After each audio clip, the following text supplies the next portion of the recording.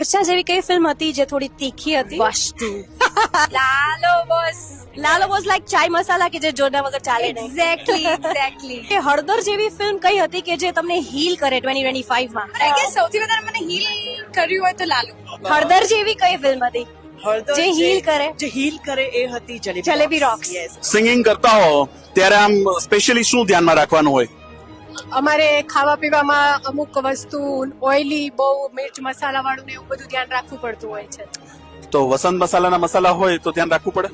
ના, બિલકુલ નહીં. વસંત મસાલા તમે પાઉંભાજીનો ટેસ્ટ જોવો કે છોલે ચણા કે પછી ફ્રૂટ્સ પર આપણે જે ચાટ મસાલા નાખીએ, Exactly. બધાનો ટેસ્ટ એક નંબર હોય.